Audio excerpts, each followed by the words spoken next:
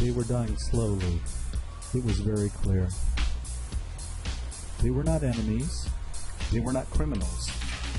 They were nothing earthly now, nothing but black shadows of disease and starvation, lying confusedly in the greenish gloom, brought from all the recesses of the coast, in all the legality of time contracts, lost in uncongenial surroundings, fed of unfamiliar food, they sickened, became inefficient, and were then allowed to crawl away and rest.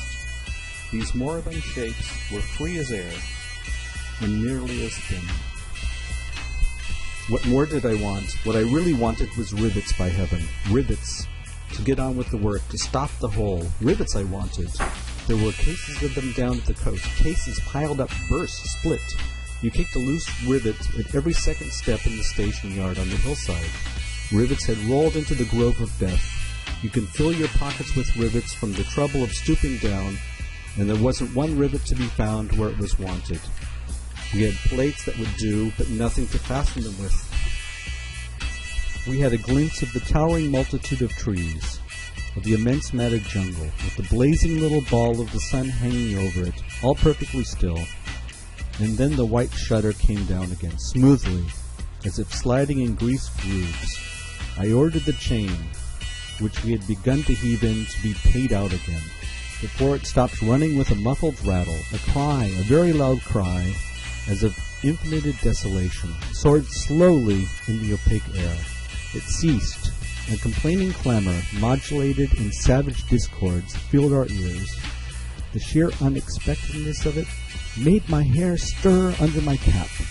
I don't know how it struck the others. To me it seemed as though the mist itself had screamed. So suddenly, and apparently from all sides at once, did this tumultuous and mournful uproar arise. It culminated in a hurried outbreak of almost intolerably excessive shrieking, which stopped short, leaving us stiffened in a variety of silly attitudes, and obstinately listening to the nearly as appalling and excessive silence.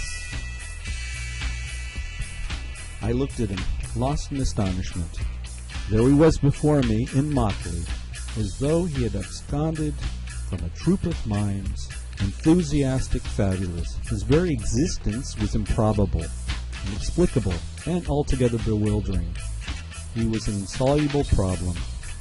It was inconceivable how he had existed, how he had succeeded in getting so far, how he had managed to remain, why he did not instantly disappear.